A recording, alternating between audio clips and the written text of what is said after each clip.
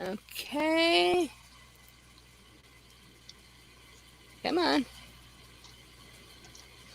And where's the live button here?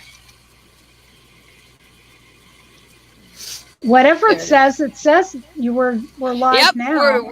we are live. I hope. And why is half my face showing? Okay. Weird. Okay, that's better. New software, folks. So, we're actually live, I hope. Better than last week where something changed in between the last episode of Beyond the Trailer Park and the start of tonight. So, but before we get into the nitty gritty, first, welcome to We Talk. And as some of you may be aware, last Monday was supposed to be the premiere, but some things just didn't want to do what they were supposed to do. Basically, one thingamajig did not want to communicate with another, so we didn't have a show. We pushed it to this week. I did find some new software, and I'm really liking it so far. It's called StreamYard. I still have to learn a little bit more about it, but we'll see what it can do. And it's very intuitive, which I like. It's very similar to what Google Hangouts used to be, as far as adding people and whatnot. And I did do a test broadcast, so that went well. Everybody could hear everything. So if you hear anything, hear, see, echoes, whatever, let me know, and that way I can make any adjustments. But the nice thing about this, I don't have to fiddle with settings. It's your bare bones. So, but I did do an intro to the cast, what We Talk was going to be about, and basically, it wasn't perfect. Actually, listening to it, it was downright horrible, but that was me in all my glory.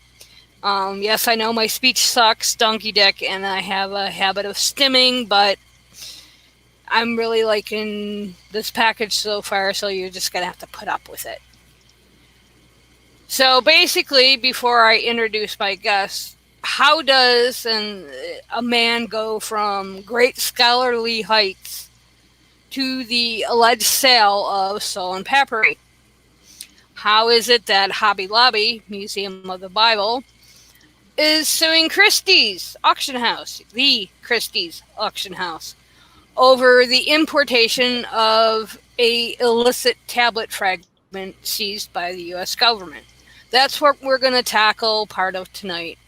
Hopefully we'll answer some of those questions as we explore not only forgeries in the antiquities market, but the illicit trade of antiquities.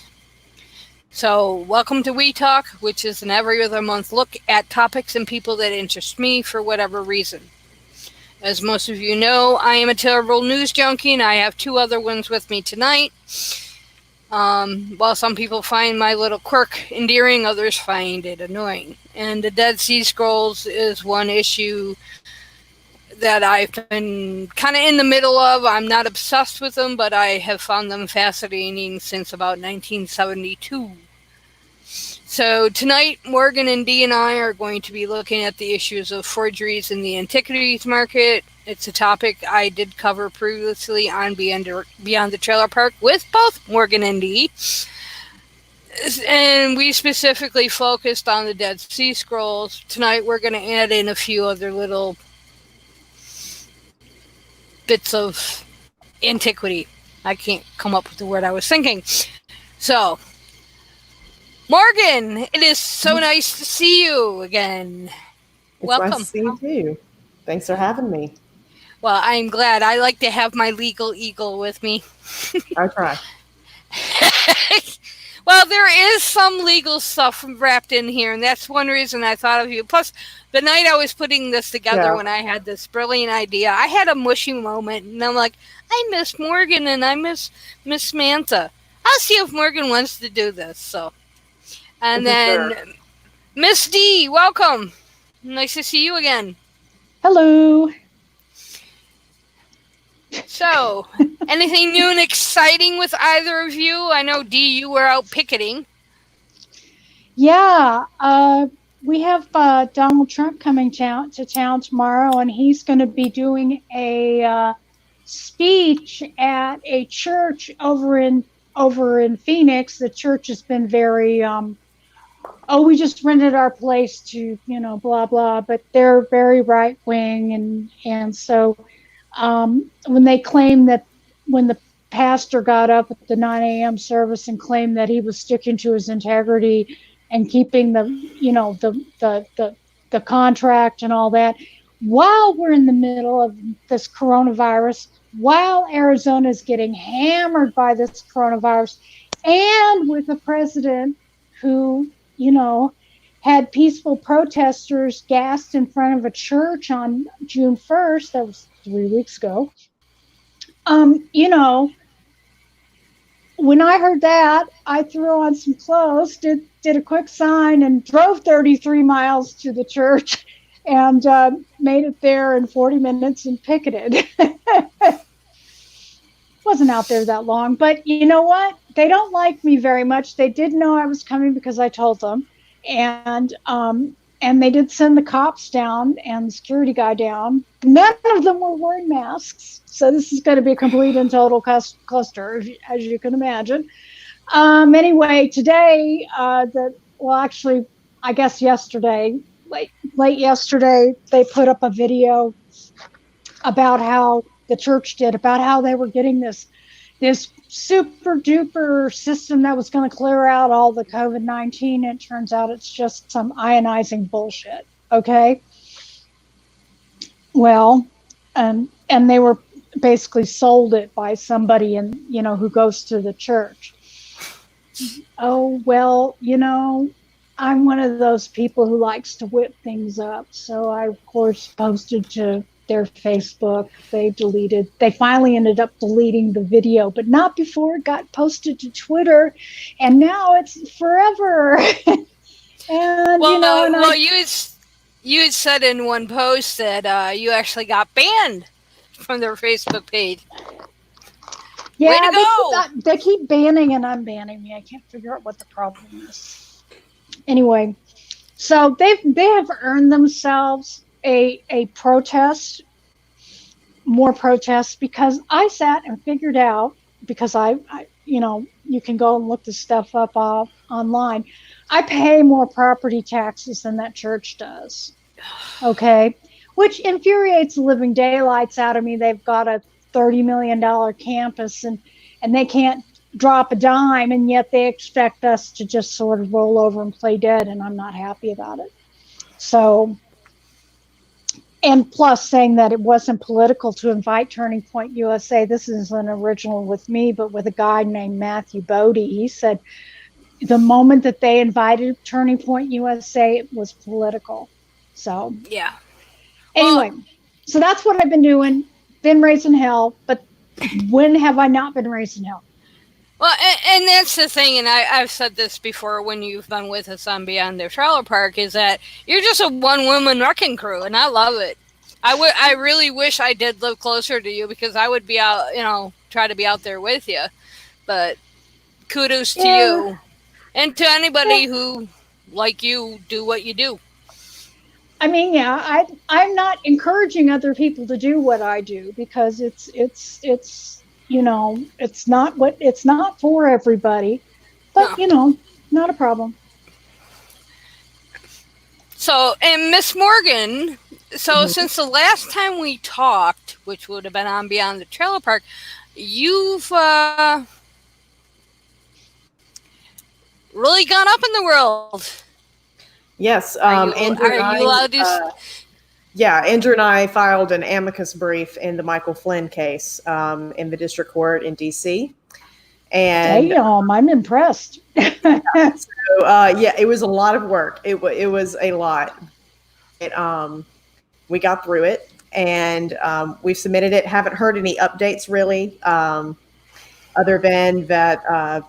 The court-appointed amicus, Judge Gleason, has submitted his brief, and both the government and Michael Flynn's lawyer, he now has filed a response. So we're just waiting.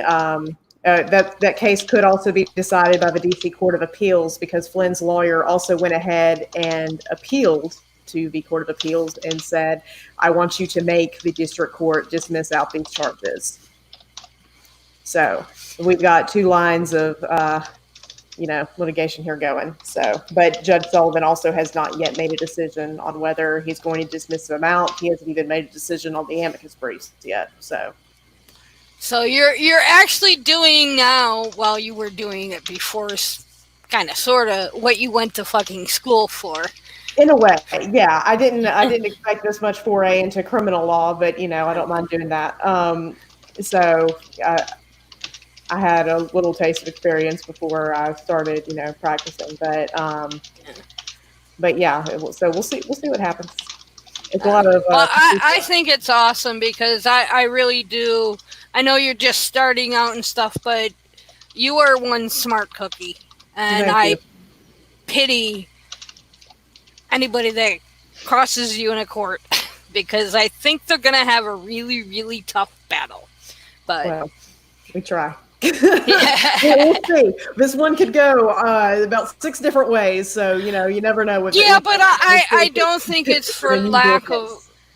I don't think it's for lack of trying. The Michael Flynn case, I mean, is a clusterfuck to begin with. Yeah. It all is. It's a very complex case. It's one of really, I would say, first impression. So yeah. It's one where it could, honestly, I can't make any predictions on it. Yeah. Well, I don't expect you to. It just. The judge reads my brief and agrees with me. If I got an opinion, that'd be great. That's what I'm hoping for. That's my. Well, I think it goes along the same line. Like I said to you guys before we started, I said just get into the flow here. Mike Bolton, what the fuck is his name? Bolton's book. I can't think of his first name. John Bolton, not Michael Bolton. Michael Bolton's singer. I'm like, no, it's not Michael. Just top of your head, nothing deep dive. What do you think about his book? I mean, I'm assuming. Seen any excerpts other than the ones I know that I've heard a rumor that there's a PDF floating around there. I haven't seen, any. I have heard that rumor as well, and I'm in the process of getting my hands on it. I have this. Okay, so there is a PDF around. So yeah, I knew that. I haven't gotten to read it. I have this item. I just downloaded it not because I intended to read that piece of crap, but because. Somebody made it available, and it's like, any way to screw with that guy, I'm happy to do. Yeah, I don't condone the I don't condone illegal stuff, but the fact of the matter is I wasn't going to spend money on it anyway. Oh no, I wasn't going to purchase it at all. I was just going to read, the reviews and excerpts and things like that. And from what I've read, I have read the excerpts that I think the Washington Post and the New York Times both got an advance copy. So I've read basically things that they've revealed from that, and I don't think that he's, whole cloth making things up. But again, it's like what we were saying. You should have testified at the point. You should have told someone who could have done something at the point instead of holding on to that information so you can sell a book. It's insane. And also, I do think that there probably is some truth to the thing that Michael Bolton. Now I'm here going Michael Bolton. Bolton is painting himself in in probably the best light he can. You know what I mean? Right. Like, there's probably things that he's done or haven't been involved with that are probably just as crazy, but those of course are going to be omitted from the story. But I think you just take it with a grain of salt, and I think it's worth, if there's from what I've read, there's probably lots that Congress should probably look into, but we'll get there when we get there. And I mean, if he's not going to testify, it's. Yeah, I think you pretty much summed up what I was thinking too, because I said, before the show, is basically one criticism I had read, and I kind of agree with it, is that why didn't he come out with whatever's in his book while he was still in a position to be able to do something about it? Yeah, I mean, he had access to Congress. Yeah, so I do agree with that criticism, and like you said, I mean, I'm basically, I haven't decided if I'm going to get the book or not. Probably not. I do have one of Trump's book, but I've had that book since like it was published back in the 80s or whenever.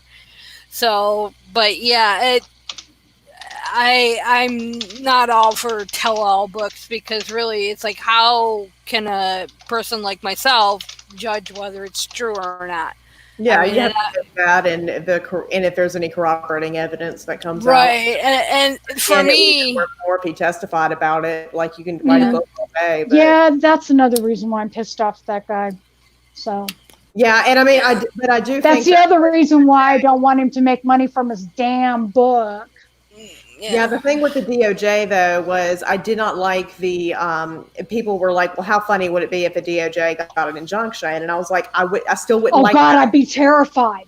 because yeah, then that would be like, oh, you can't write any kind of tell-all books because it's, classified. But I think the DOJ kind of did shoot themselves in the foot, because thanks to Trump, because he was going around saying everything in this book is a lie. It can't both be classified information and a lie. and a lie. Yeah, exactly. It's a contradiction.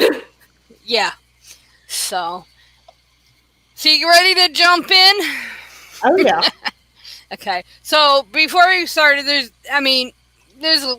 we'll call it house cleaning. That's one of my favorite terms. Before we get into the meat of the matter, is one, we're going to assume that y'all know what the pre-2002 Dead Sea Scrolls are. Basically, we are talking about Dead Sea Scroll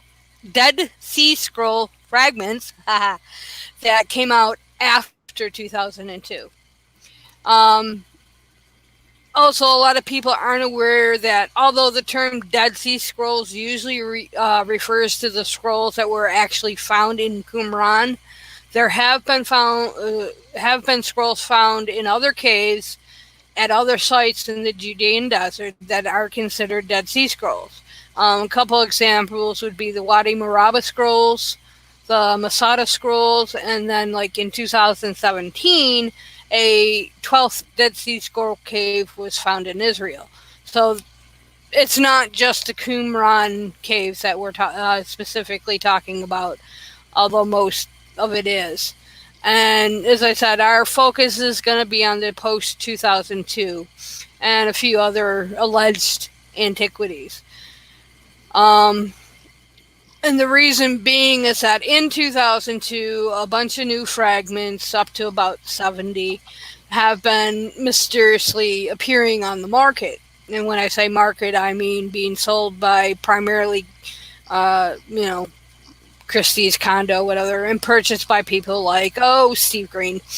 And as many of them were scooped up by like Green and other evangelicals that were eager to own a piece of biblical history and find tangible evidence in their mind attesting to the belief in the inerrancy of Scripture. In an Atlantic article, they quote, we're buyers of items to tell the story, according to Green. And according to Atlantic, they go on, in the story of Christianity, he wanted to tell was that the Bible as a God-given record of absolute authority and reliability. And we'll come back to that point. Now, not everything we're going to talk about tonight are forgeries, but they have been artifacts that have been sold illegally. One of which is the Gilgamesh tablet, which we'll talk about later. So that's kind of the backdrop we're going to be dealing with and working within. But it's important to put these forgeries, these modern forgeries, into a broader context. And one person that I felt did a really good job of that is Dr. Christopher Rolston of Rolston Epigraphy. And what he did is, in his article, he noted 8 points, and these are just 4 that I felt should be highlighted. And all the links that I use tonight will be on Havoc and Chaos under the show notes, and I would post the links in the show description, but I have a page and a half of them, so they wouldn't all fit. I didn't realize I had that much, but the first point he makes, well, one of them is that first and foremost, it should be emphasized that textual forgeries have a very long history, going back to ancient and medieval times. And Morgan and Dee jump in whenever. Mhm. Textual forgeries abounded during the late 19th century and the early 20th century. In other words, the notion of forgeries is not a new issue. This has been going on pretty much since day one, at least in regards to the Dead Sea Scrolls. During the final decades of the 20th century and the early years of the 21st, epigraphic forgeries continue to show up. And the notion of the forged Dead Sea Scroll fragments are part of a much broader phenomenon, because it's not just the scrolls themselves, but we have, like, well, the Gilgamesh tablet is real, but it was sold illicitly. There have been, just the trade in these antiquities is just really, really bad. It's a very shady world. Yeah, that's a perfect way to look at it. Very shady world full of lots of shady characters. Shady characters is definitely... Yeah, of all kinds, from the dealers to the buyers to the people involved in the transactions. It's... Yeah. Well, I think, the early forgeries, like in the medieval times and stuff, weren't as agenda-driven as the ones that are coming out today. They still existed. But I think today's forgeries, the modern... compare it to, like, I'm thinking of Catholic relics, things yes, like... Yes, it's exactly the same thing. The hand of, St. Thomas or whatever, things like that. So to me, it kind of reminds me of that, except for this is a little bit more of academic fraud. Well, it's not even so much academic, and it's a point we'll hit in a minute. But, yeah, it's a whole different world, but it's the same. I mean, the search for relics... I can't remember one of the... I want to say Queen Victoria. I might be wrong on the name, but she used to go shopping around looking for, like you said, the hand of Jesus, so...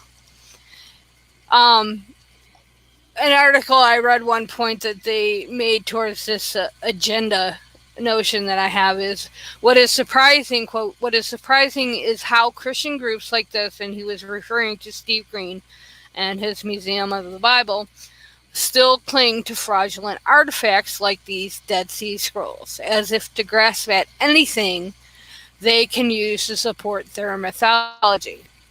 The nature of religious belief leaves adherents vulnerable to frauds like this, because they are taught that miracles are commonplace and that they shouldn't ask critical questions about them.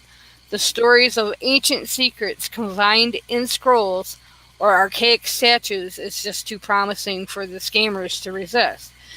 And, excuse me, CNN, along the same line, says, many of the fragments bear... I got a tickle in my throat.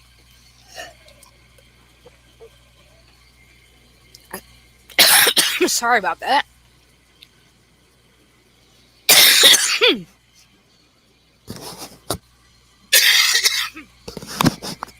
Please. Many of the fragments bear snippets from the Hebrew Bible, which is unusual because less than a quarter of known Dead Sea Scroll pertain to Scripture. But evangelicals and others are known to pay a higher price for them. And further along, they said, depending on their perceived historical and, for some, evangelical spiritual values. So basically what they're saying is that the forgers and, in, like you said, some case the buyers are much more sophisticated, and they have a much more targeted mission. And basically, kind of prove my point, back in 2016, there was a 27-year-old papyrus that was found with Hebrew script. And basically, it was looted from a cave in the Judean desert. And While the actual fragment may not have been a forgery, it has both geopolitical ramifications as well as religious for Jews and Christians. And the reason being, this fragment is the most ancient mention of Jerusalem outside the Bible in Hebrew script, and one of the only two Hebrew papyri that is dated as far back as the 7th century BC. So, I mean, geopolitical, if you follow the whole Jewish state issue, this would, in the minds of some in Israel, prove that Israel has ownership of that land, for lack of a better word. For Christians, because, Christianity is derived from Judaism, this proves that everything in the Bible is true. Well, that's not the case. Basically, like in 2017, Southwestern Baptist Theological Seminary in Fort Worth, Texas, they had purchased, at the time, 9 unpublished sea scroll fragments. In their news release surrounding these fragments, they said that these fragments included writings from the biblical books of Exodus, Leviticus, Daniel, Psalms, and Deuteronomy. One of the fragments, lo and behold, holds a passage from Leviticus 18, a biblical passage that forbids incest and homosexuality. So don't tell me this is not agenda driven. So, and a lot of these fragments have been centered about one person, and that is one Dirk Obink. And for brevity's sake, I forgot who this was from. This is from The Guardian. They said an international mystery concerning the alleged theft of priceless ancient papyrus biblical fragments from a collection held at Oxford University has led to the arrest of classics professor on suspicion of theft and fraud. Dirk Obink, an associate professor in papyrology and Greek literature at the university, was detained by officers from the Thames Valley Police. And for a bit of backdrop, this is actually what got Dee and I interested together, actually, because would pass articles back and forth. After we did our initial Dead Sea Scroll episode back on Beyond the Trailer Park, I think it was, 3 or 4 days that this story broke about Obink. Do you remember, Dee? And we're like, well, shit! It's like, so at the time, and I was like, this will make for a good episode. Well, information was coming out hot and heavy, and we kept putting it off because more and more information kept coming out. And for those not really into it, pretty dry information, but Dee and I are kind of nerds on this. So, in fact, I think Dee's actually more of a nerd than I am on this. She's tracked well, I mean, I'll say something, you're like, blah, blah. So, I mean, we passed, I don't know, maybe 15 articles back and forth between us. And she had focused more in on the financial aspect of it, which is what we're going to hit in a bit. So Obink, the Dead Sea Scroll fragments primarily, along with others, that's what we're going to try to zero in on.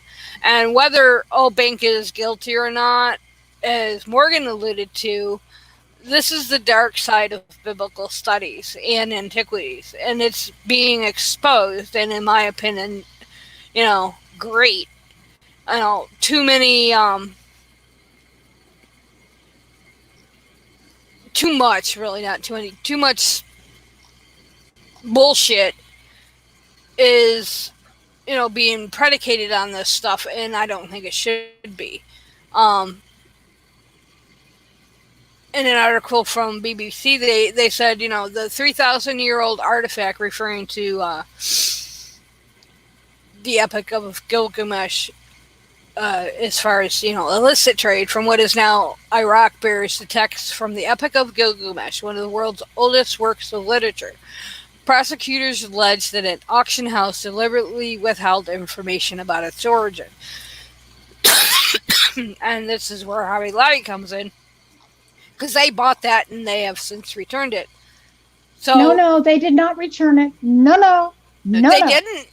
No, what they have to do is they have to. So the basically what the government has done is they have filed an action. They didn't. No, the government showed up at the Museum of the Bible and confiscated it back in 2017. They have to go through a process. Yeah, through an in-rem procedure to go ahead and allow them to release that back to. I'm not sure exactly where they're going to release it after that, but basically it's a civil forfeiture action. Because it's going back to Iraq. That's where it's going. Process of getting the property back, because yes, you could technically go through and find out, okay, who forged all these documents, who did all that, but it's so difficult to show criminal intent on the part of people who are receiving this property, people who are, purchasing this property. So civil forfeiture is actually a common way that the government will be able to get a hold of these artifacts and be able to sort of curb this kind of fraud. But as we see, there's still so many incentives out there for people to perpetuate. So there's got to be another way. I think a point you made last week when we attempted our episode is you said that the court documents actually name the tablet, not the Greens. Or yes, that's correct. Not the Greens, the Museum of the Bible, or Hobby Lobby. Yeah. So, and they I think Christie's in the. I had cracked up because reading the complaint, and they're obviously talking about Christie's, but they're like a major international auction house in London. Is what they call it. It's like, who else would that be? Yeah, they either Christie's or Sotheby's, and I don't know that Sotheby's does antiquities like that. Yeah. But I think with both these incidents, like with the Gilgamesh tablet and with Obing, showing this came out after our initial foray. This is why I was like, well, damn, I should have waited a couple weeks. But this is almost a year and a half ago now. And it's like, due to all the complexities of trying to sort things out in the timeline, which is what really killed me, was like, okay, when did this all, what filing is, it's like, I'm not even sure if we got, if we have it completely, timeline exact, but it shows the difficulty when you delve into this stuff. It's just like, it's complicated. And, as I said, Dee and I, we've been bantering back and forth for at least a year.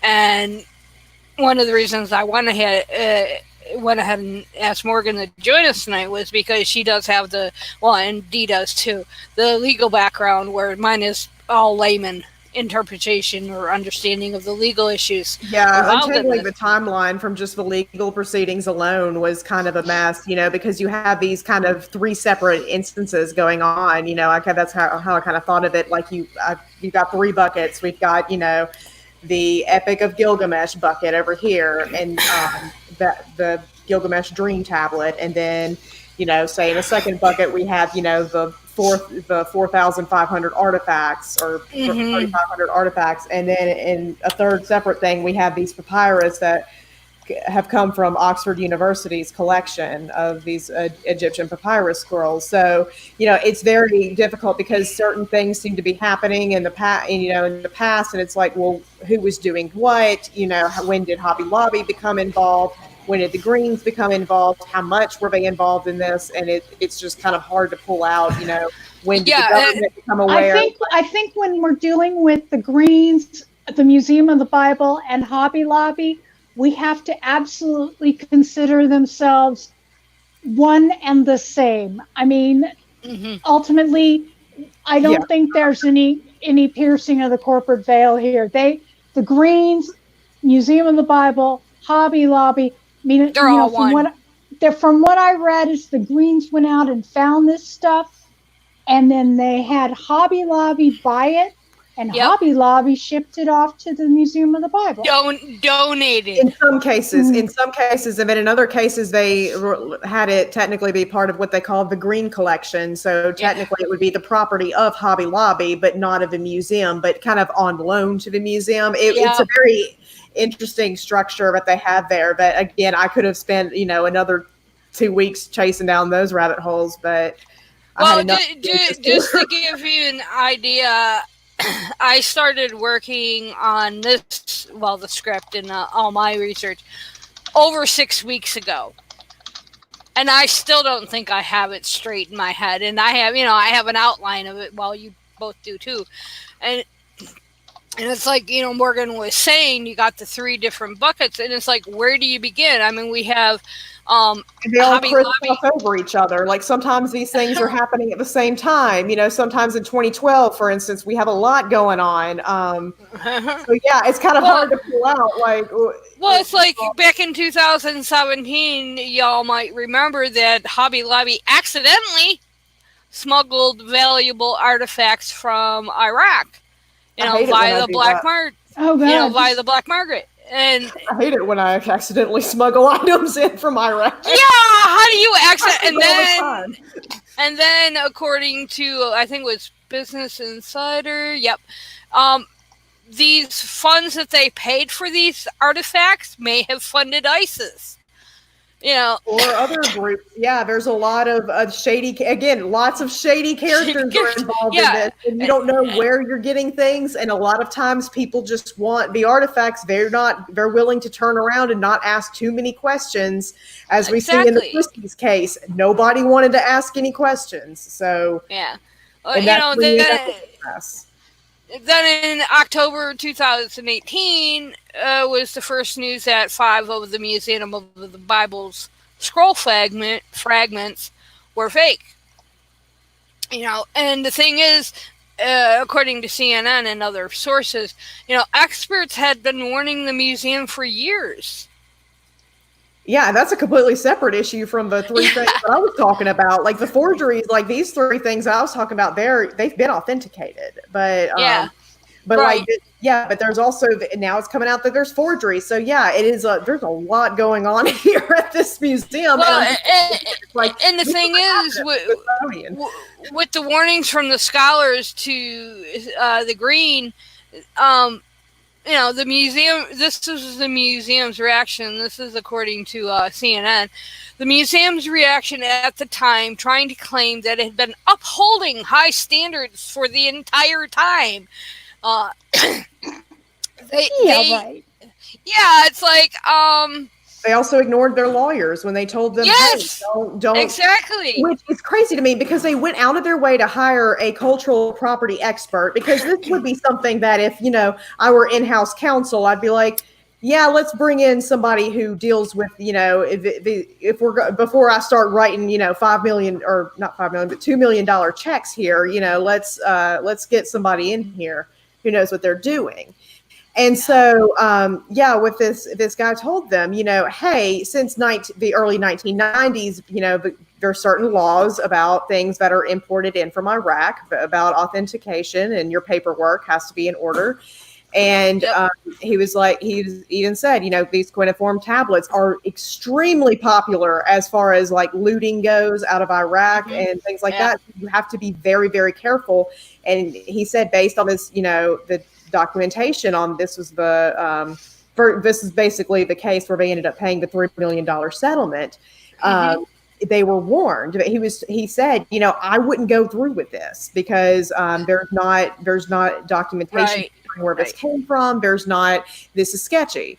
And just ignored him. And I'm like, well, why did you even hire the guy if you're just gonna exactly opinion? Exactly. Yeah, and then and of course, this is Museum of the Bible again. I don't know if you guys heard about the Lunar Bible Fiasco, as they call it, where they basically, the Museum of the Bible in Washington quietly replaced an artifact purported to be one of the handful of miniature Bibles that a NASA astronaut carried to the moon in 1971. it was questioned by an expert on its authenticity. So the museum replaced the original microfilm Bible with one that was donated by an Oklahoma woman who wrote a book about the Apollo Pearl League, yada, yada, yada. I mean, it's like... And they're having problems with forgeries from the 70s. Like, there's no, that, which is insane to me, because I mean, that's, you know, it's so recent. There's much more documentation on that than there will be some kind of ancient, you know, tablet, because things with that, you think about these areas with so much conflict and things like that, and documentation does sometimes, you know, get lost and it gets iffy. But also, Iraq does have a law where any artifacts that are found in the even if it's underneath the ground, even if you like dig around and say you find a buried treasure, that's property of the state. It belongs to Iraq. In cases. Now, there are some exceptions, but that's why they're so strict about these artifacts that are coming out of Iraq, and especially because because they'll tend to be looted. Well, the looting, especially because, you know, the wars and stuff, but I believe it was 1970, correct me if I'm wrong, Dee, that basically, you know, internationally they made a law that anything found after 1970, you have to have the paperwork for it. It depends on the country. Right, I couldn't remember. But, if it was, you know, but the thing is that unless, you've got, basically these days you can't trade anything unless you've got a good provenance, and that was the problem with the hobby, you know, with the Hobby Lobby stuff is they didn't have they had a bad provenance on that tablet. Yeah. Well, it seems they have bad provenance a lot of stuff, because even in March, they tested more of their fragments, and 16 of the museum's fragments are modern forgeries. Mm-hmm. You know, so this is not, in my opinion, this is not an issue of, you know, well, yeah, the looters and yada yada are a problem, but this goes to, you know, evangelicals, and I'm gonna target Steve Green because I believe he's the worst of them. Has an agenda, and it's something we touched on even before, you know, on the end at Trailer Park with his whole Mustang, Oklahoma, when he was trying to get the Bible. The high school in the high school. You know, it's like, no. So I wanted to jump in a little bit. You're willing to do this kind of shady stuff, you know, you're willing to lose sight of that, and you're willing to accept these forgeries and say, well, you know, as long as it supports, you know, what I'm saying, I'm not really going to look into the authenticity, or I'm just going to turn around and pretend I don't know where this came from, or I'm not going to ask too many questions, or I'm just going to walk in here and act like I know what I'm doing when I have no clue. Yeah. Yeah. Well, and I know I mentioned I have it later in my notes, but a good point to interject. I mean, part of the problem I see, they're trying to use the Dead Sea Scrolls as proof of Christianity. Mm-hmm. And I have no issues with archaeology whatsoever. If something proves something, it does. But the Dead Sea Scrolls prove nothing. All they prove is that the scribes were really, really good at what they did. That's it. It does not prove the inerrancy of the Bible. It does not prove God. I mean, it proves that, yeah, there were these narratives going around. Most of them at the time were oral. Then, you know, Hebrew and cuneiform writings came into existence. And these oral stories were written down and then copied generation after generation. That's all the Dead Sea Scrolls prove. Yeah, it's like if I found an ancient copy of, you know, Homer and was like, oh, the Greek gods are real. You know? Like, yeah. Just as insane. Like, I don't start believing in Cyclops just because I find, you know, scripts that... Well, and I've actually brought that up in and they're like conversation, and people are like, oh no, they prove the Bible's true. I'm like, how do they prove the Bible true? Well, they've lasted this long. I'm like, well, so has fucking Homer, to borrow your analogy. Yeah, I mean, it's the we have the same. works of, Plato. We have, the Egyptian Book of the Dead. Or even fictional books today, like say in 1,000 years, they go back and they look through like some fictional books and they're like, oh, Harry Potter was written and it was reprinted so many times. There must have been Hogwarts. Like, that would just be insane. Yeah. I mean, I actually have no issue with what they call biblical archaeology because, all it does is prove that, okay, there was a kernel of truth to these stories. Well, of course, in any mythology, there are kernels of truth, but that doesn't prove it true. And that's the hard thing. I think biblical archaeology, as most people take it, I think it's fascinating, even as an atheist. I mean, I've always been into archaeology. I've been into archaeology for as long as I can remember. I remember sitting in the basement. My dad used to have National Geographic magazine, going back to the original, like we had the first copy of National Geographic. His father started collecting them, and then when my grandpa died when my dad was 10, so my dad just kept it going up until, Christ, last I remember, I think I was 77. Just before I went, I mean, I would go down and sit in the basement because we had a big old bookcase with all of them in. I just sit there and read the archaeology stuff, especially on Pompeii. That was and still is one of my favorites. But, that's something that can prove true. But finding a coin that might mention David, and I'm making this up, so there's no truth to this, at least that I'm aware of, doesn't prove, okay, so David existed. It doesn't prove the Bible true. Just like you said, just because they find Harry Potter books in 2,000 years doesn't make Hogwarts real. So, but and it's not just Museum of the Bible that's involved in this. As I said, in about 2001, 2002, these Dead Sea Scroll fragments began appearing. A lot of wrangling took place, and in an article, the Biblical Archaeology Review, and they finished what's called the Dead Sea Scroll Publication Project, and one of the collections involved was the Martin Schoen and the Schoen collection out of Oslo, Norway.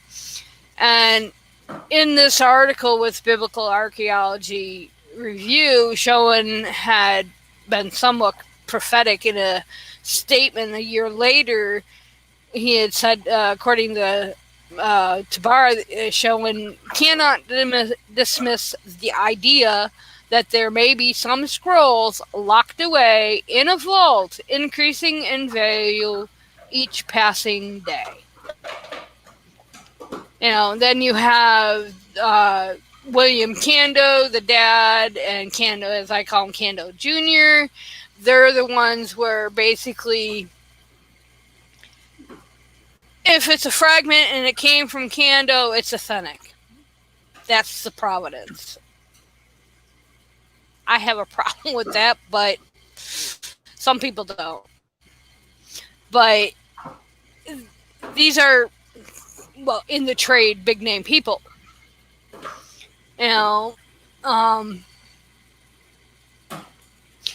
Basically, there was an article, I can't remember where I pulled. Oh, this is from Lying Pen of the Scribes, who track this stuff.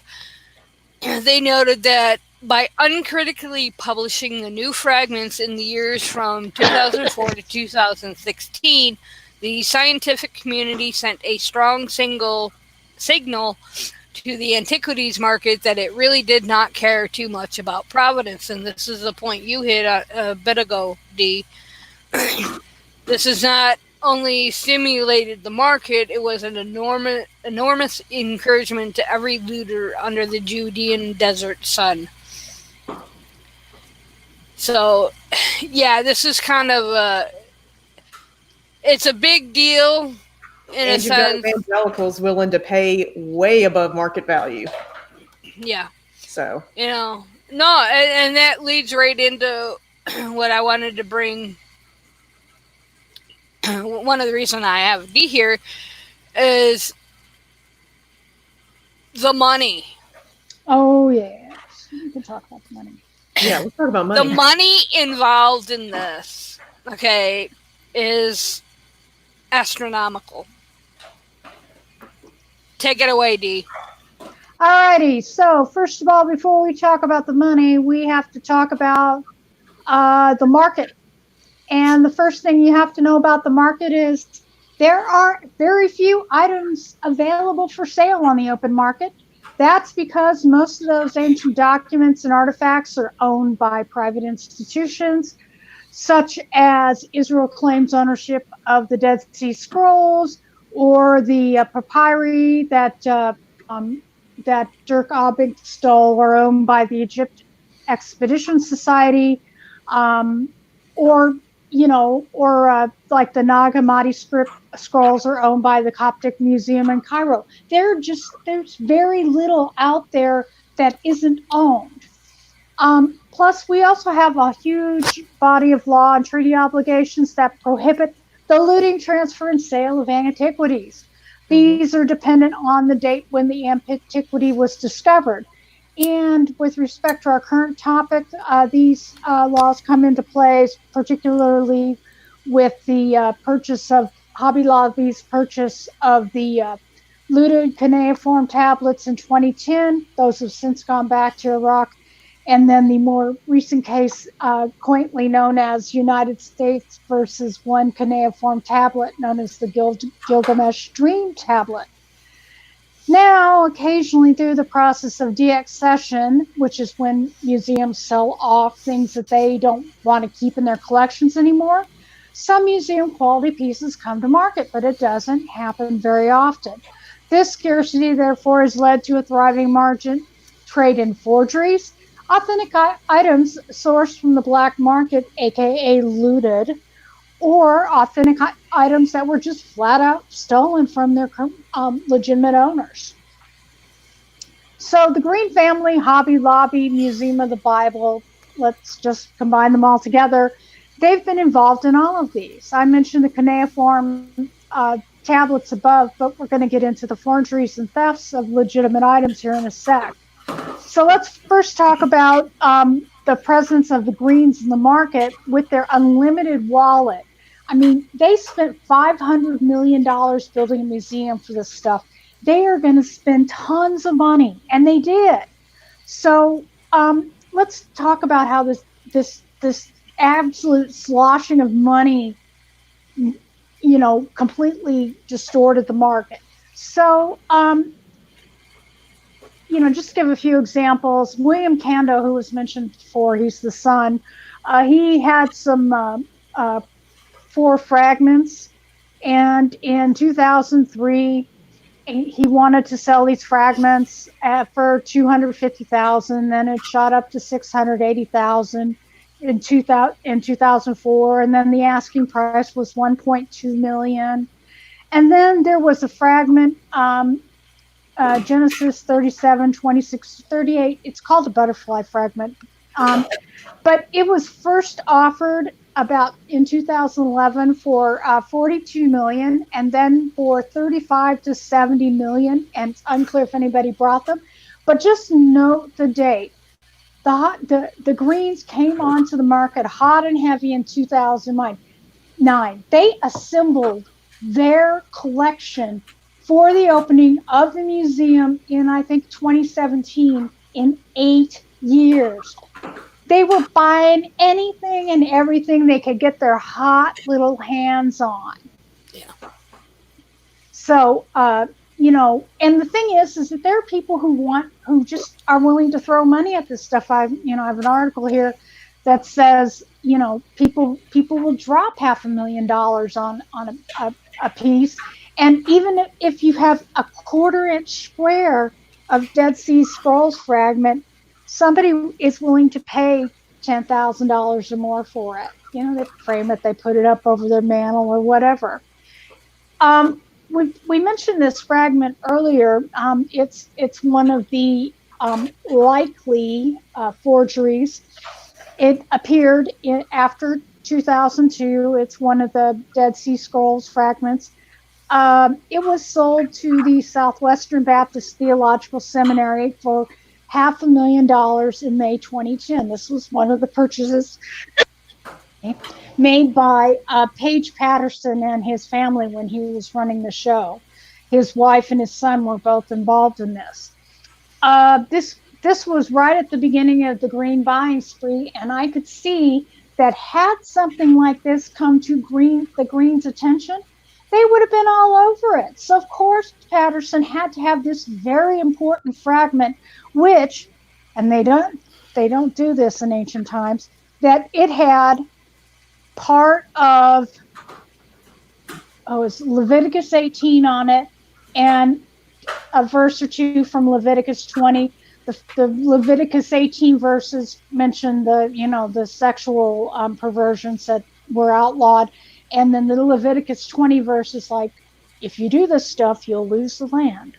But it was tailor-made for an evangelical audience, and had the Greens known about it, they would have probably, just absolutely gobbled it up. Very recently, SWBTS has pretty much admitted that the fragment is a forgery, but they don't have the money to pay for the testing. And in any case, they're closing down their evangelical archaeology program. This kind of, slid under the radar with all the COVID-19 stuff. It was like, yeah, we're going to close down our program. Kind of embarrassed here. What's going to happen to the artifacts? Are they going to sell them, and is it just? It's my understanding that they can't sell them because there's no. There's no provenance. That doesn't stop some of these. Well, actually, scuttlebutt is that Museum of the Bible is going to possibly create a display, for lack of a better word, of the forgeries to demonstrate, to show what the forgeries look like, and what to look for, and everything that's come forth, and not just from their collection, but Martin Schoen's collection in Norway, as well as a couple other institutions that have forgeries as well. And they're going to make this big, huge thing. That seems to be where they're heading with it. Okay. It's about the only way to save face. SWBTS has said they are thinking about suing who they bought it from, but good luck on that. So now let's roll back to that Gilgamesh dream tablet. It's a little bitty thing. It's 5 inches by 6 inches. Okay, it's a clay tablet. You have to keep in mind a couple of things. It's been illegal to import Iraqi antiquities into the U.S. since 1990, and the Iraqi government has had a law prohibiting the removal of antiquities since 1936. All right, so the tablet in question first made an appearance in 2001. It was purchased as a part of a lot for $50,000, so basically a bunch of junk in a box, and shipped to the USA. The tablet was conserved. Basically, this involved baking and a little bit more, so it wasn't quite as crumbly. And then it was identified as part of the Gilgamesh epic. And then the tablet was sold to 2 antiquities buyers in 2007 for $50,000 by itself. At the same time, that dealer who sold the tablet created a false provenance claiming the tablet had been part of a lot sold in San Francisco as part of a museum's deaccessioning process way back in 1981. Therefore, getting it in under the U.S. law of, nothing prior to 1990, and basically sliding it in. The museum may have had it for a really, really, really long time, before 1936, maybe, yeah. So, So this dealer has it, and in 2013, the dealer contacted a major auction house, well, that'd be Christie's, to consign the tablet, and false provenance was provided at that time.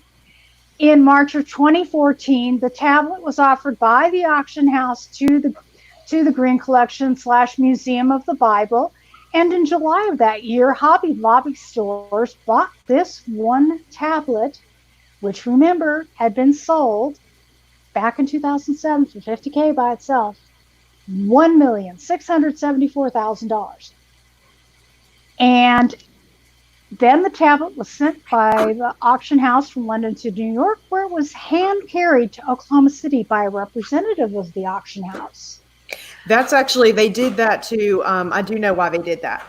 So they did that as part of I asked my husband about this because he does sales tax. Is it a sales tax dodge? Yes. Hello. So it's a sales tax thing, and he said it's actually not it's you can view it how you want to, but he said it's not that uncommon, especially if you're spending $1 million on a piece of art. You're not going to want to pay New York sales tax on that.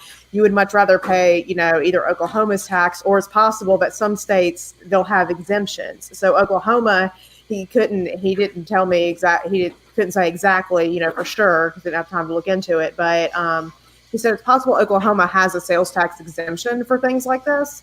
So yeah, it was essentially a sales tax thing, and this is how even the government characterized it in the complaint. But he said, in light of the other, stuff, that there could be, some kind of, thing going on, especially where you see where smugglers oftentimes they'll use multiple addresses for a single recipient. That's a very common tactic because it doesn't catch the attention of the Border Patrol. So it being hand delivered to Oklahoma could have also been an attempt to, conceal that from Border Patrol as well. What I find sales tax avoidance. Yeah, what I find interesting about that specific point, whether it was sales tax avoidance or what the story behind it is, you would think with the amount of money that these individuals are willing to part with for a quote piece of clay, that wouldn't really be an issue. But it tells you if it was a sales, tens of thousands of dollars if you some of these items. So it is sometimes worth doing all. Yeah, I mean, whether it's legal or illegal, but it just, to me, it just like, it's so dishonest. Well, that's what he said. I was like, well, would you consider this dishonest? And he said, no, like people do this with imports, fairly regularly. It's called a drop. In Sedona, the art galleries will say that they'll say that we charge you, if we ship it, we charge you based on where it's being shipped to. Yeah. Okay. I guess with that import, that would change my point. It's just like, basically, to me, I initially, although my opinion now has changed, it seemed kind of dishonest coming from a bunch of Christians. Well, the whole point of this is that they didn't let their Christianity get in way of their good. Okay, so that would make more sense then. I mean, all right. I will be right back. So the whole purpose of going through this was to talk about how Hobby Lobby's presence in the market just completely inflated the cost of this one tablet. So, but I have the other example, and it's the Dirk Abink sale of papyri that he did not own from the Oxyrhynchus, I hope I pronounced it correctly, collection. Basically, and Oxyrhynchus is a place in Egypt, and at the end of the 19th century, about 1896 or so, some English gentlemen explorers were out digging, and they hit a garbage dump, and they found tons of papyri, literally tons of it. Shipped it back to from Egypt to England. The stuff is sitting in Oxford, and they're still going through it. Okay, we're talking over a century later. They're still going through this stuff, still finding stuff. For a long time, Abink was one of the curators. He had access to these documents, these papyri, and he played fast and loose with them, basically. So we're going to talk about 4 fragments in particular, and they are, well, let me scoot back a bit. First of all, he sold the Green family more than 150 papyrus fragments for a total of between $4 million and $8 million. Now, nobody knows where the heck those came from. They probably came from the Oxyrhynchus collection, okay? But that's still being sorted out. But then there are 4 other documents, and they were fragments. I've seen the contract. You can find it online, but the amounts are basically blotted out. You can't see. But basically, he described these documents as a 1st century Matthew, a 1st century Mark, a 1st century Luke, and a 1st century John. It says on the contract that these are from 100 AD, which would make them older than anything else out there. We don't have any idea as to how much he paid for them. But given the fact that he had gotten so much money for the 150 fragments, which God only knows what those were, we're going to find out someday. These 4 fragments, it would not surprise me if he got, multiple millions of dollars. So, and the thing is that, what was it? What got Abink into trouble, and we can talk about this, is, and I know it's in your show notes, but back in 2011, Bart Ehrman and Daniel Wallace were having a debate. And Wallace claimed that they had found a 1st century mark. This is that 1st century mark. Right. Okay. And there have been rumors floating around, I know, for a while, but apparently whoever viewed them, I know, would have to sign like some kind of non-disclosure agreement kind of thing, which was also very sketchy. And again, it's something that I noted in one article is a common practice with anybody viewing any pieces in the Greens collection. Is that you would have to sign an NDA, which, I don't think the British Museum, was going to have a scholar, be like, oh, by the way, you're not allowed to talk about what you found here. Well, see, but the thing is, the agreement that he signed with the Hobby Lobby was very strange, in that it is that he would hold on to the fragments for so long and study them, and then at a certain point, I forget when it was, he would turn them over. The problem is that, in the legal parlance, he never had good title. Yeah, and one of the things I noticed that he did was, and this was why he didn't get caught for a while, what he would do is he would take out the catalog card and the photograph that corresponded with the scroll fragment. So for a while it was working, but how he got caught when they were able to at least identify, I think, 13, and I know that you said that they're sorting out more and more of these, from other collections he may have, who knows where he got them from, but they had backups of the photos and the catalog cards, and so they were able to be like, wait a second, that's from our collection. How do you have that? That's interesting. We're missing it. Yeah. Well, that's the thing. To touch on what Dee brought up about the 1st century mark, is that there was a debate back in February 2012, February 1st, and it was between Bart Ehrman and Daniel Wallace. And basically, as Dee said, Wallace claimed verses from Mark had been discovered on a piece of papyrus, and it had been dated to 1st century. And in colloquial terms, we know it as 1st century Mark. Long story short, it was incorrect dating. And if I remember correctly, and I'm pulling this out of my ass, Bart Ehrman has a couple articles concerning such. So if I can find the links, I will. Some of this stuff is behind paywall. So, but I can according get the paywall stuff. okay, at least the links. According to the Atlantic, and this is what you touched on too, Morgan, was that sought by universities and cultural institutions concerning first century Mark, the world over, Obank taught at Columbia before leaving, and then in 1995 he went to Oxford, which is home to the world's largest collection of transcripts from the ancient world. So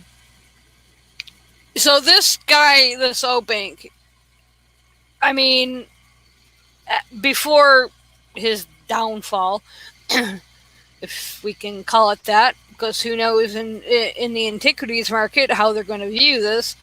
I mean, not great is what. Even for these standards. This is what's really funny, is that Lying Pen of the Scribes is a blog site that has been tracking pretty much anything related to the Dead Sea Scrolls, specifically Obank. They are up and up, they're on the up and up, scholarly, to the T. Then you have those like Obank who basically, bottom of the barrel as we would look at it, but yet there's some in the community that just don't give a shit and they're gonna tout him anyways. In fact, I was telling Dee I was really surprised.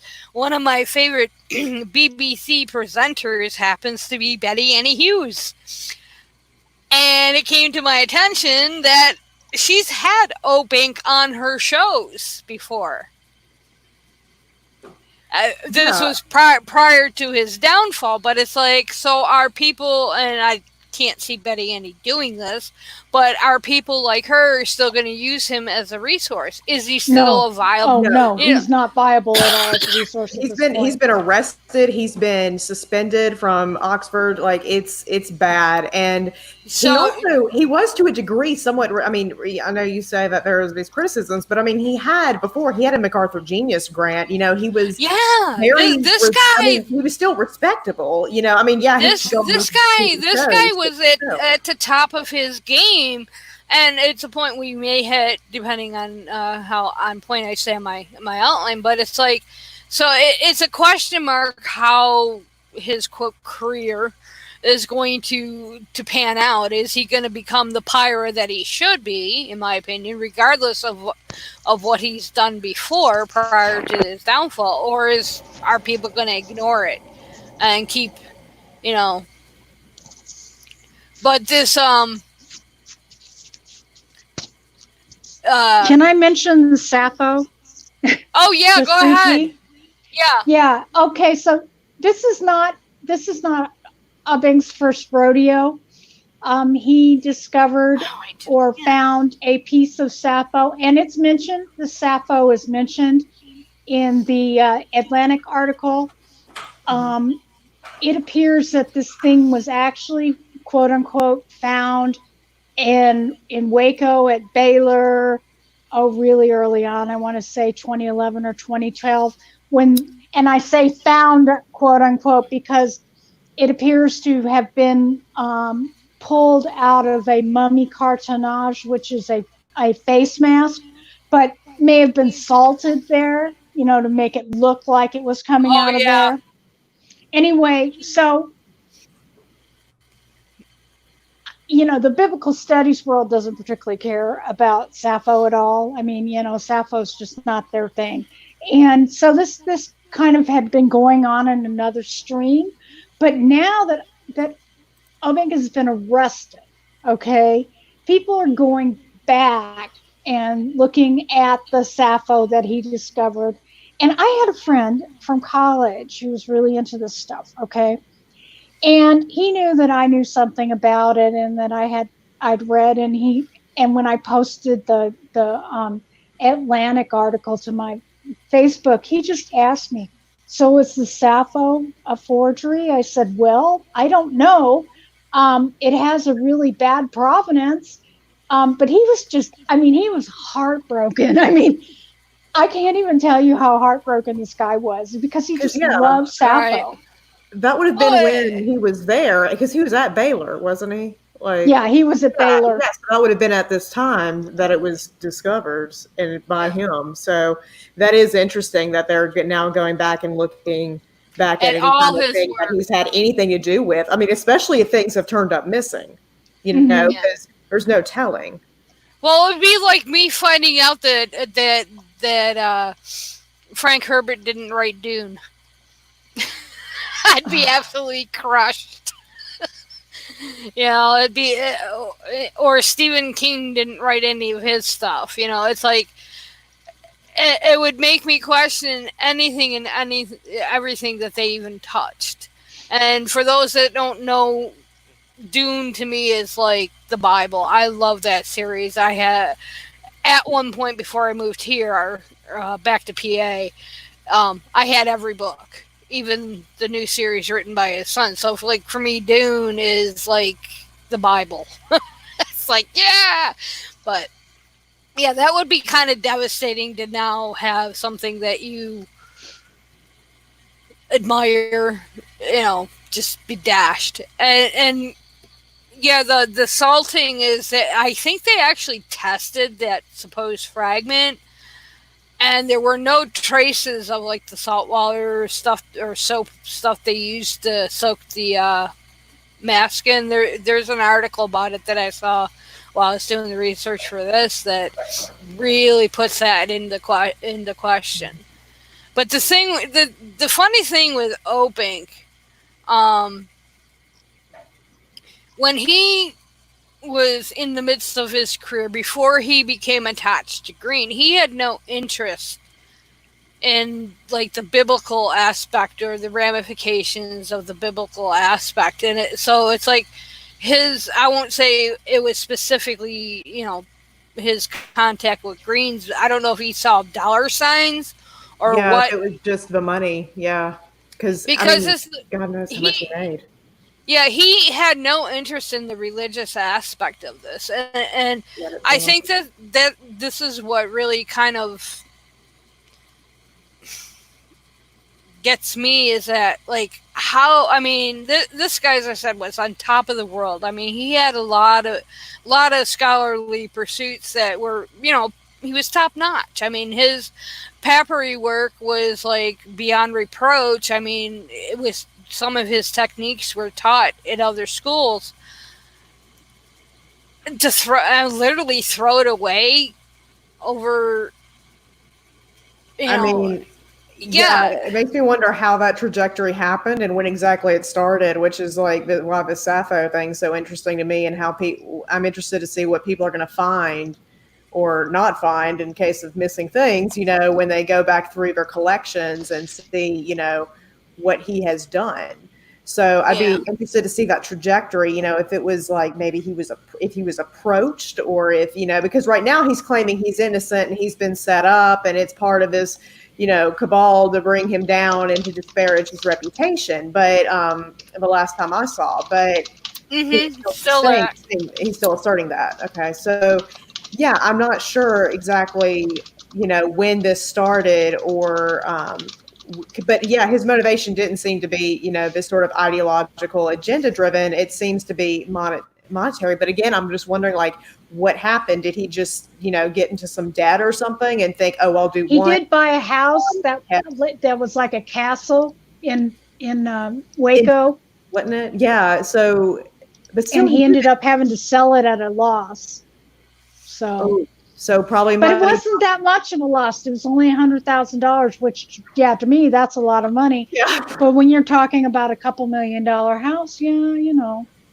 And I mean, Oxford, I imagine he would have been like, you know, I mean, I would assume he'd be like, you know, some multimillionaire, but I imagine he was living, you know, a comfortable life. So I'm not sure how this came to be. I guess he just had higher aspirations for making millions, but still, that's just wild to me that he thought, and again, it's just, you know, thinking he won't get caught, because I guess he thought, oh, well, I'm removing the photos and the, you know, the catalog cards. So it's going to be, you know, I'll be long gone by the time anybody catches me and Little did he know. Well, and that's what kind of kills me is the fact that he, I mean, my take is that he believed if he's guilty, pulled off the perfect crime. It's like, yeah, how but like that fuck? nobody would recognize it. Like, because I mean, what if somebody from Oxford had been like, "Hey, let me go see what the Museum of the Bible has," and had recognized one of these? You know, like what? I mean, I guess it's just he didn't think. I mean, it's just they like don't think they're going to get caught. Yeah, it's just like any plagiarist. Yeah. I mean, people laugh at me because I'm kind of like link happy. I put links everywhere, but it's just like, I've been accused of plagiarism of my own work. and this was back in college, and it was like, I'm quoting myself. I'm using my own material. It was on Love Canal, which I had because that was going on while I was in high school and early years of college. And ever since then, I've been a source junkie. I mean, if it's even remote, any remote chance that someone could say, you stole that from me. But it's like, it's like some of the people in various administrations, I can't pinpoint, I don't want to say Trump specifically, but I think it was, were two people that were at least Trump followers. Their one doctoral dissertation was basically plagiarized in another person's book. And it's like, don't you think you're going to get caught? Or one of them even lied about, I think, going to like Harvard or something, or like something. Yeah, crazy. I'm like, did you think they weren't going to like check? Like, yeah, I just don't understand. That's just brazen. Yeah, I just don't understand them. What this guy's his acts are, they're so brazen. Like, just steal the catalog card, just steal the photograph, to like go through all this and sell these for millions of dollars to people who have already, who at that time also had already entered into, this settlement with the government. They have scrutiny on them for taking, sketchily sourced materials. Like, yeah. Like, nowhere did he think that, I guess, and that's how these con artists a lot of times think. They think that they're the smartest person in the room and nobody's going to figure out that it was them. Yeah, so, I just find that just so bizarre, It is very bizarre. But this whole thing is very bizarre. Yeah, to backtrack just 1 second, Lying Pen of the Scribes, who I've mentioned before, they have this will be in the show notes eventually, a tentative timeline of the acquisitions that have been made concerning the Dead Sea Scrolls and stuff, and with the prices paid. And it was, I think, last updated in December. So it's pretty recent, and I gotta give you kudos, Dee, for sorting out that fucking timeline. Holy shit! I thought I had a headache. And this is what makes this topic kind of difficult in the sense that, and you alluded to it earlier too, Morgan, is that it's just like, while this was going on, this started, and then this happened, and this is like trying to sort out the direction. Yeah. I have 6 pages single space of just timeline, and then like some asides for my own personal notes. But like, it's mostly just like trying to figure out who was doing what, who's culpable here, who was Well, when I was initially scripting this out, I was gonna try to do it by timeline. I think I sent you 2 rough drafts, and then I finally figured out a way to approach it, which I hope makes sense. But it was like, I have, just for like my script copy, I have 30 pages of written, not just notes, written, because if I don't follow a script, I go way off on a tangent. So yeah, it was fun. I enjoyed doing it. I fiddle with this stuff all the time, but for me to write it out like that, I like to do that. I enjoy to do it, so it's not a problem for me. But it's like someone that may hear our show tonight and be like interested. That's why I'm going to provide at least some starting point links where if you want to really dig into it, have fun, and you're going to get a headache. because I can send you my notes and see if you can make sense. Yeah. I mean, and the thing is, I mean, stuff like this, and this is part of why I started We Talk, is that I have these really mundane subjects that float around in my skull, usually when I'm trying to fall asleep, which makes for an interesting night's sleep, because a lot of times I do dream about this stuff, and I don't remember a damn thing in the morning. But I'll get these ideas floating in my head, and I just can't get rid of them. And I'm like, well, that's basically how We Talk came about, because it's like, okay, I might bore everybody to death, but I don't care. I'm going to do this anyways. Hopefully, y'all get something from it. I mean, that's, the point. But I just find the whole instance, I mean, going back to Obank now, in 2016, there was again from Lion Pen of the Scribes, they said, it is remarkable that in all instances, and this is a point we alluded to, where the legible text of these forgeries, virtually every fragment in the private collections have been identified with previously known compositions, i.e. parts of the Bible. It's almost as if somebody was paid to create these fragments. And as we said in the beginning, many of these fragments were then picked up by people like Steve Green and other institutions, basically to become tangible evidence for attesting to their belief in the inerrancy of Scripture. And as we said, the Dead Sea Scrolls don't do that. All they do is prove that the scribes were good at what they do. And, again, going back to, I mean, somebody like, Obank should have realized that. I mean, it doesn't prove the Bible. He should know that all it proves is that the scribes were good.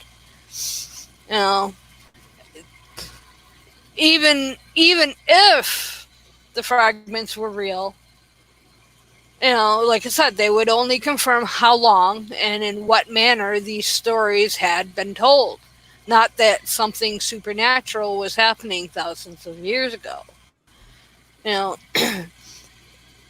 And along that line, Kip Davis, who is one of the critics, said to CNN that these good intentions that draw from these are good intentions that draw from a place of faith, are subject to some really gross manipulations. And it's a big part of what has happened here in regards to the forgeries. It baffles my mind. And, as I said, was it all for money? Or what I just, the why. I think it was all for money. Yeah. I mean, that's the only thing I can come up with. Well, because he wasn't pious until he started running in the Greens crowd, and then he became uber pious. And to sell them the stuff he was wanting to sell them. Well, there was an article that noted, the Atlantic article that said, as the years passed, Obank seemed more interested in monetizing his work, which is a common enough practice in the sciences, but very rare in the humanities. I mean, do you guys think that it was all money? I mean, I don't have any other evidence to show it was anything else, honestly. Well, no, I mean, it's not like, I mean, when I think of people who had a motive besides money, I think to Mark Hoffman, okay? He forged some of his stuff. You'd have to look on Wikipedia to get the rundown. But a couple of the things that he forged were designed to undermine the claims of Joseph Smith, because he was pissed off about the way his grandmother and mother had been treated, because his grandmother was memory serves, she was a post-1904 polygamous wife and treated like crap. And so he was just pissed off about it and proceeded to, I'm going to get even. The funny part about it is that if he had waited 35 years, he would have found, people have, I hate to say this, but people found that the history that the Mormon Church sits upon is just pretty bad anyway. But yeah, but that's also why they were kind of weirdly more willing to buy those documents, because they did undermine the Mormon Church, so they wanted to buy them up. But yeah, so it is interesting. I don't know that there's any agenda piece here. I mean, I guess we'll find out more as the case progresses. Well, and that I think we'll find out when we do have a prosecution, because I mean, yeah, I'm assuming this is going to go to full prosecution. I don't know if he's going to plead or what he's going to end up doing, but I have no idea what the British court system is like in that way. I know a little bit of it, but not well enough to probably speak more intelligently on it than I would, as I would like. But because I learned about it when I did a little bit of law school over in Cambridge. But I was going to say, weren't you over there? Yeah, I was in Cambridge, but yeah, no, I have no idea when this is all going to come out. It seems to be progressing fairly quickly, but again, because of Corona and things, a lot of the courts have kind of had delays. I mean, all over the world, and I know the UK is not as hard hit as the US right now, but still pretty bad. So I don't know when this is going to come to trial or whatnot, but I assume we're going to find out more details at that time. A friend of mine wanting to rid themselves of him, so they're going to document as much as they can to completely wash their hands. A friend of mine who is a barrister over in England said that basically they're not going to take any shit. Yeah, because Oxford University, so that's a serious thing. Yes. And what I find kind of interesting with this whole shebang is that some of the other names involved in this, these are folks that way back in the day I used to admire. Okay, during school I actually had attended lectures by both McDowell and Wallace. Josh McDowell, Sean McDowell's dad. I mean, and they're involved in this, and maybe not directly, but if I remember, the papyri fiasco with Cephals, wasn't that Josh McDowell?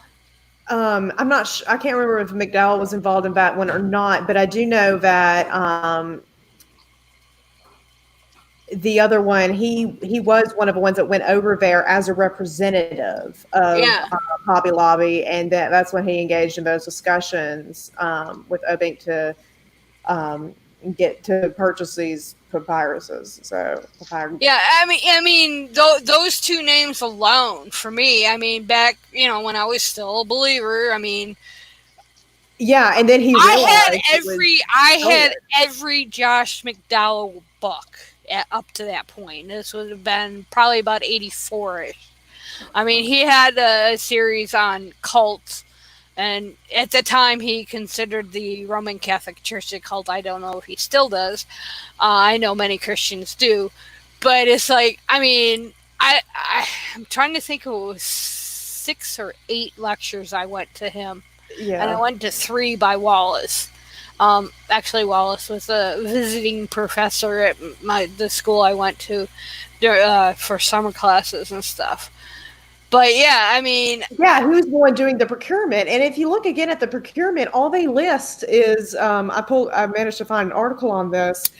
All it says is basically Egypt. Literally, it doesn't say where in Egypt, what year, who they got it from, none of that. And so, in anybody who that's just not on its face, it's not legally sufficient. Yeah. So they should have.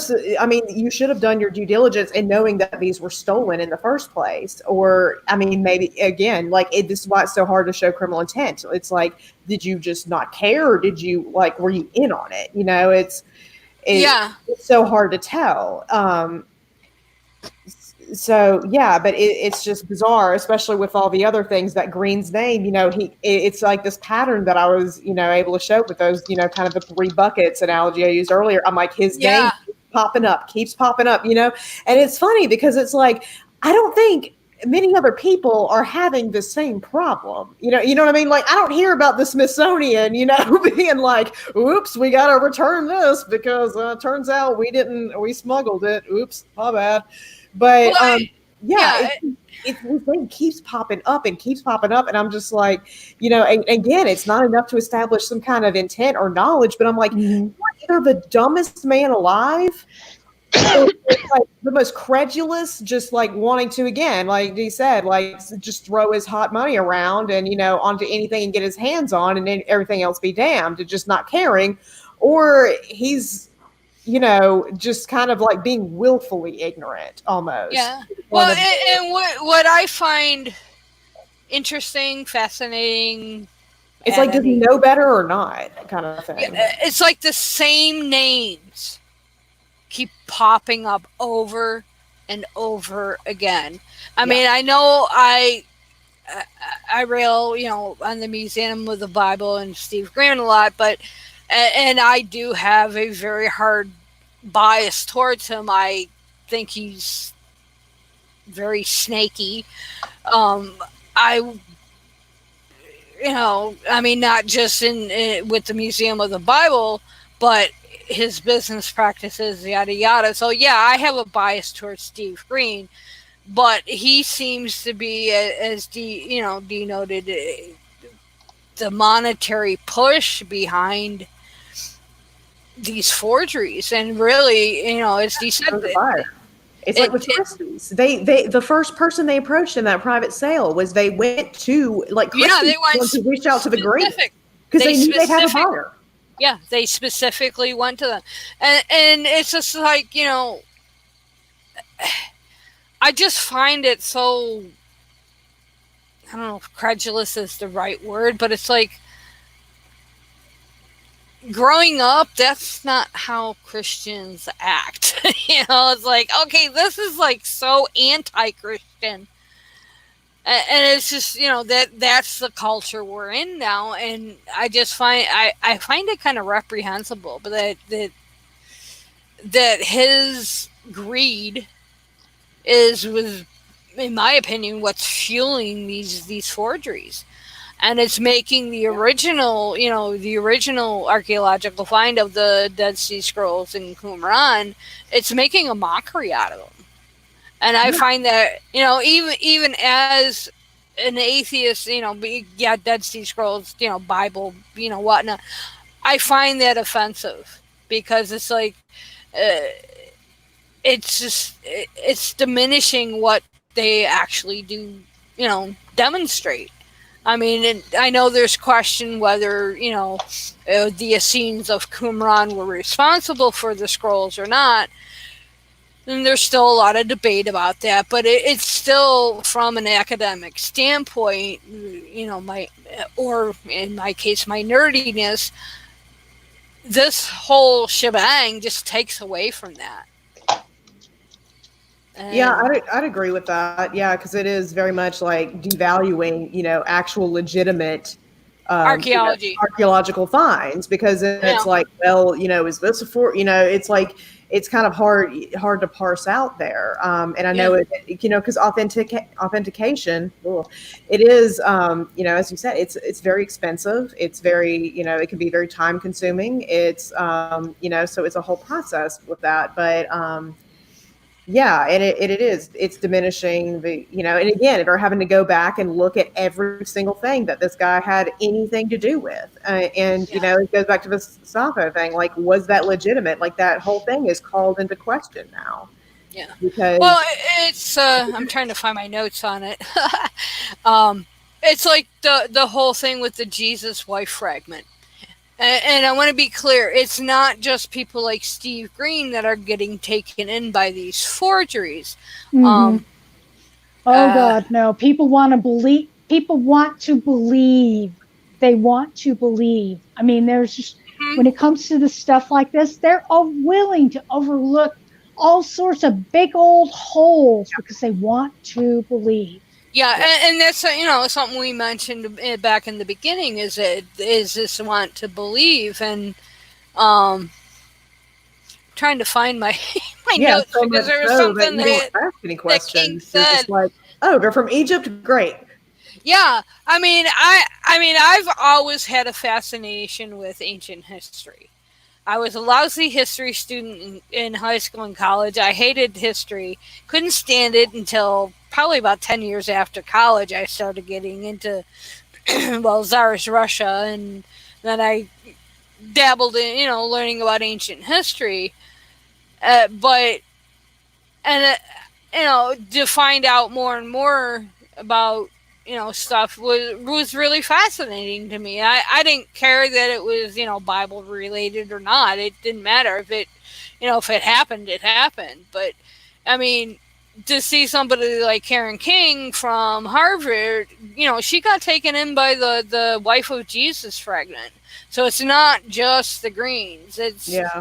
And I don't know if I would put her into want to believe category. She might be. I'd have to review some of her. I mean, there's some good forgeries. I mean, that's the thing. Oh, like some of these forgeries are very good. I mean, even to parallel, in the art world, there's a lot of good forgeries and things like that. So yeah. I mean, people do get fooled by it. Even people who are more expert than the president of Hobby Lobby, But yeah, I feel like it, especially now, is more and more forgeries because, as Dee said, now there's a financial incentive, a huge to make forgeries and to not just to loot, but to just make up documents because it's like, well, if I can't find them, I can just make them up. Make up. I found them in a cave in Israel, and so I know somebody's going to pay $1 million for them now because the market's everybody's throwing money around. So it is. You're going to see more and more of those, and you might even start seeing the quality of the forgeries. Well, it's like even the Showing collection, which from at least my take is they're a pretty legitimate collection. I mean, they got suckered by these forgeries as well. I mean, they're really, in my opinion, I think their push to get their fragments tested is what really pushed Green to go ahead and get his tested because I think the Showing collection really put a lot of pressure on him. And if it wasn't for them, I don't think he ever would have gotten them tested. But, I mean, how many more are going to show up that are just bunk? Yeah. And it seems to be like going to the Gilgamesh Dream tablet. It seems like there is at least some kind of, because I was looking through the complaint and how basically it was discovered that the procurement, was inauthentic. It seems that there was somebody at that museum who actually knew what they were doing and was like, hey, where's the letter of procurement from Christie's? And they were just like. And Christie's got real weird about it, they reached out to Christie's and they're like, well, this guy told us, about this. And they're like, okay, well, I looked up, I did some research and I found that I found this exact lot number that this guy told you it came from. And the actual one from the real auction was a box of bronze fragments. This is a tablet. Like, this isn't a bronze fragment. Like, what's happening? And they just said, we checked with our legal team. Everything's fine. Goodbye, and so it does seem like I don't know if there's some kind of audit process or, but I don't know now that they're discovering, more and more irregularities, if people are going to be encouraged, hey, maybe we don't, audit as much or, what's going to happen with that. But I do think that they definitely need to. It would be the right thing to do is to go through and, audit this, for lack of a better word, and see, can we trace these back? Where did these come from? To see if they're forgeries or looted or, what may be. I think too, and Dee, pipe in, I think it puts a big old fat question mark, not just on biblical archaeology, but archaeology as a whole. Yeah. I mean, and that I have a problem with, especially you look at, we'll use Pompeii for an example. I mean, should we start questioning the findings there? And I think this is part of the agenda, is the whole anti-intellectualism that's being, especially now, bandied about, especially in the U.S. I mean, is this part of a bigger agenda, or is this just a one-off that, a guy got caught with his pants down? What do you guys think? I don't know if it's part of anti-intellectualism necessarily, as part of like a push to like get people to start denying experts. Because I think Hobby Lobby was kind of like Obink. They didn't think they were going to get caught, or they just thought nobody was going to care. They were just going to say, "Oh, we got these cool papyrus scrolls from Egypt. That's all we need to say, and that's all anybody's going to look into." Or that nobody was going to question it or catch them. So, I'm not sure as far as to that. I can't speak to it, but I mean, it speaks to the arrogance for sure that I'm able to outsmart all these experts and all these, these people. And yeah, I think that might be part of it. But, I'm not sure if it's part of that bigger agenda, but I do think the agenda is definitely to be like, oh, look, we can prove for sure the Bible was, the way I said it was in the first century, and, come what may with that. Yeah. Well, that definitely, I agree with you. Definitely is. But yeah, as far as this, I do think that anti-intellectualism is driving this sort of arrogance that, I won't get caught. Yeah. So, anything we forgot that you can think of? No, not off the top of my head. I mean, we could go on and on and on about this subject. This is like, and things still happen. There's, a couple months from now, we could revisit this, and there will be something new going on. Or we could sign off tonight, and and this happened with when we did Nixium, Keith Renier. Yeah. We had done a show on that, and that night at 11 p.m. is when the news broke. So weirder things.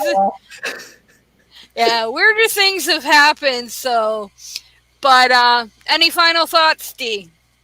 Nope. I'm thinking.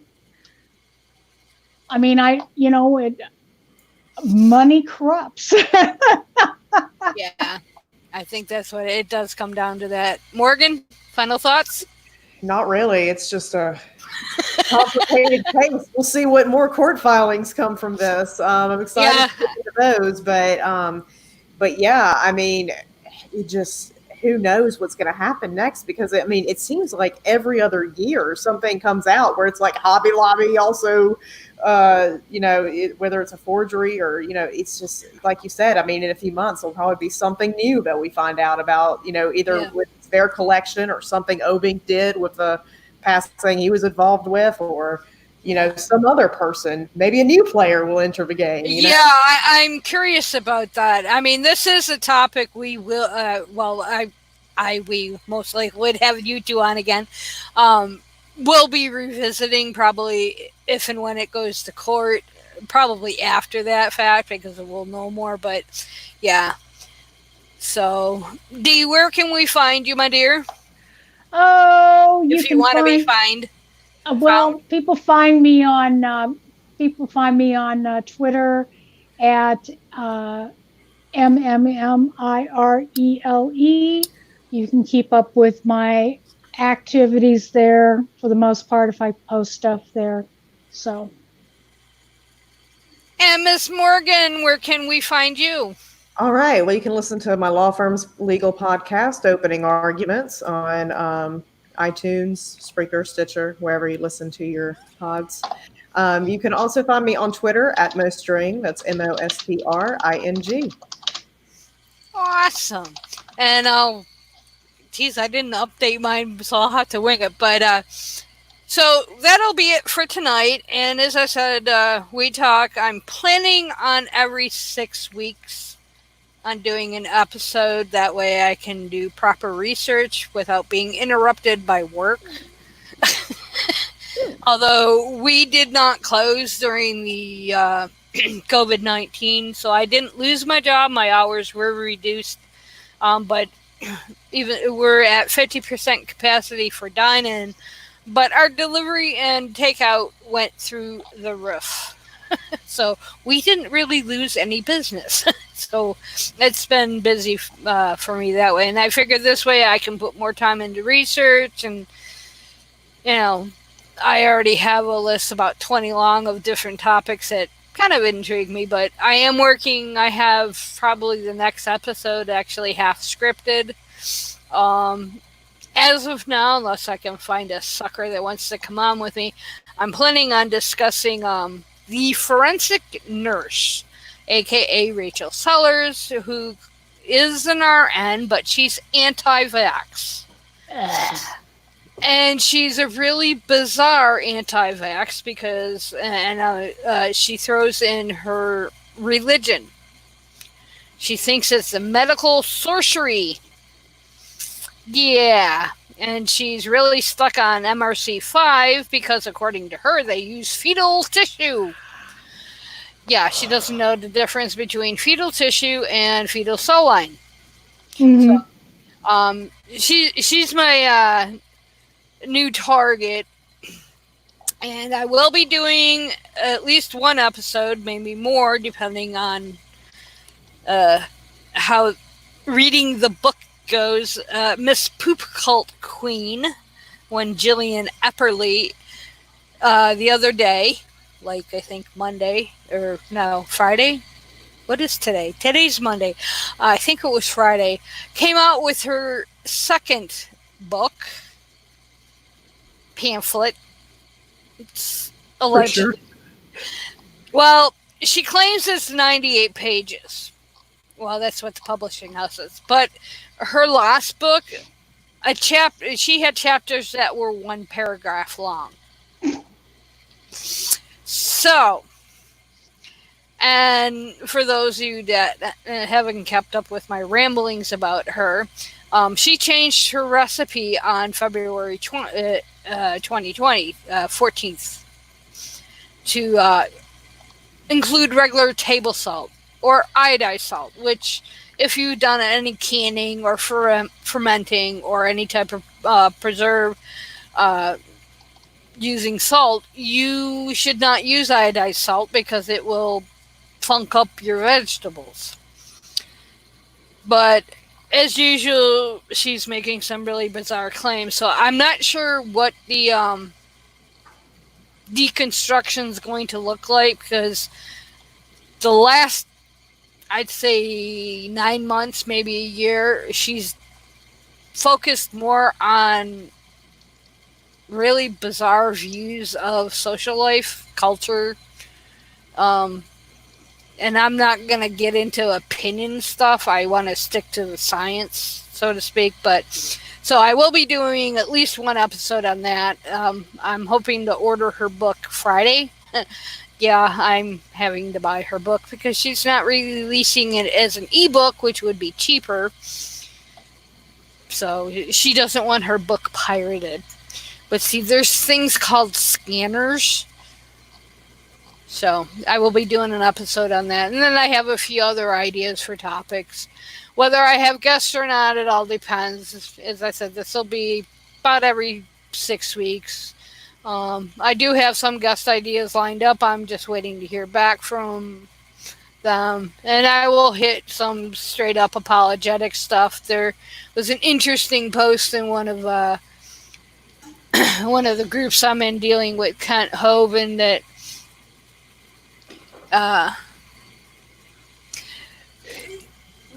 one of these I don't even know, we'll say nutballs, is stating that the Roman Catholic Church created Islam. If that was just the only thing that he was saying, but I mean, his whole shtick, he's got a cult going down there in Repton, Alabama, and I mean, it's just insane, the stuff that's going on there. You heard about the drowning, right? Yeah. They had the parents down again this weekend. Oh, I didn't know that. Yeah, they were back this weekend. Anyway. Yeah, this is a follower, I'm assuming, because it's in the Kent Hovind group I'm in. He goes, I received queries from people about my statement that Kent Hovind believes that the Catholic Church invented Islam. This is a pretty clear case of, oh, okay, he's not in agreement. So this person is just posted it, but I was like, okay, I gotta listen to this, and I'm probably gonna do something. But from preliminary research, this is straight up jack check. So we shall see. So that's just kind of the stuff that I'm leaning towards. Nothing like super heavy. Like I'm not gonna get into wicked counter apologetics, but I might. Never know. Excuse me. Just had a hiccup. But with that, we will. Well, I for sure will see you in 6 weeks or so. And I will, post about a week beforehand. And for those of you that listen to the recording, thank you. And y'all have a good night. Oops, wait a minute. I gotta find my button here. There we go. Have a good night and take care, y'all. You too. Bye. Okay. So, well, that was fun. It says we're still live. Oh, there we go.